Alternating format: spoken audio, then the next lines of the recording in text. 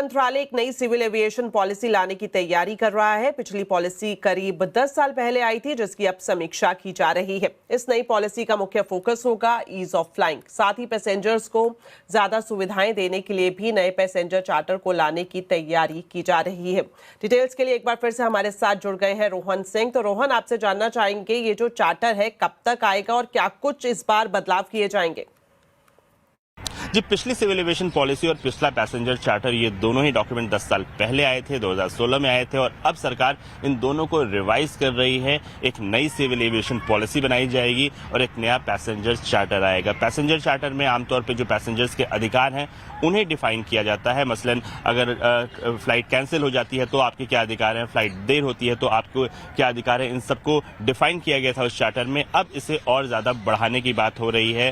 अब आप ease of flying को इंक्लूड किया जाएगा, यानी कि सिर्फ बेसिक अधिकार नहीं, पैसेंजर्स को पहले से ज्यादा अधिकार दिए जाएंगे। अगर फ्लाइट कैंसिल होती है, फ्लाइट देर होती है, या वो एयरपोर्ट पे आते हैं तो एयरपोर्ट पे आपके क्या क्या अधिकार हैं, इन सब की बेहतर डेफिनेशन बनाई जाएगी। और साथ ही जो सिविल एविएशन पॉलिसी है उसमें भी बदलाव किए जाएंगे।